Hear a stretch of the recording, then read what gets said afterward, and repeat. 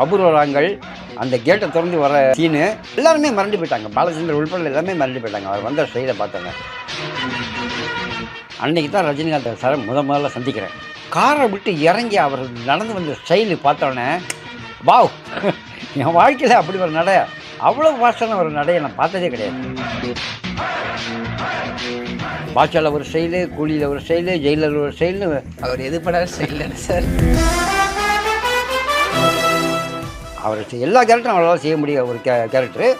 அந்த dialogue delivery, அந்த speed யாராலும் பண்ண முடியாது.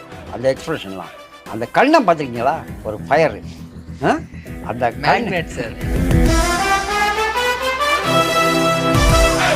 ரஜினி ரசிகர்கள் அந்த படம் ரிலீஸ் ஆன தியேட்டரில் அவங்க பண்ணுற அட்டகாசம் நான் தாங்க முடியாது. ஒவ்வொரு நேரம் கூலி திரைப்படம் 1000 கோடி அடிக்கும் அப்படின்ற மாதிரிலாம் பேசப்படுது சார். நிச்சயமா 100%. ஏன்னா அதில் மாற்றமே கிடையாது. அதை ட்ரெய்லர் பார்த்தாலும் நான் மிரட்டேன். அன்றைக்கி தர்ம யுத்தத்தில் ஆரம்பித்து இன்றைக்கி கூலி வரைக்கும் ரஜினிகாந்துக்காகவே உருவாக்கப்பட்ட கதைகள், ஏகப்பட்ட கதைகள். அன்றைக்கி சக்தி சார் ஏதோ கோபத்தில் என்னை கண்ணாபின்னு திட்டிவிட்டார். அத்தனை பேர் என்னையே பார்க்குறானுங்க. என்னடா இது இப்படி திட்டாருன்னு சொல்லிட்டு ஓரமாக போய் கண்ணில் தண்ணி வந்துச்சு. அழுதுட்டு இருந்தேன். தோளில் யாரோ கை வச்ச மாதிரி திரும்பி பார்த்தா ரஜினி சார். தன்னை உருவாக்கின டைரக்டர்ஸு, ப்ரொடியூசர்ஸை நன்றியோடு நினைக்கிறதில்ல ரஜினிகாந்துக்கு நிகர் யாருமே கிடையாது.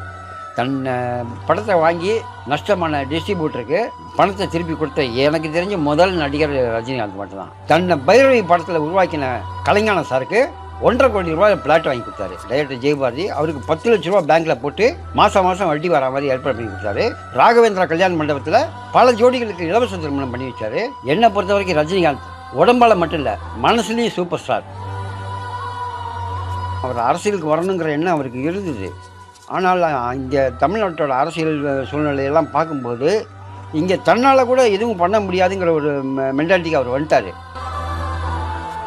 ஒரு காலகட்டத்தில் அவர் அரசியலை விட்டு விலகிறதுக்கு ஏதாவது ஒரு காரணம் வேணும்ல.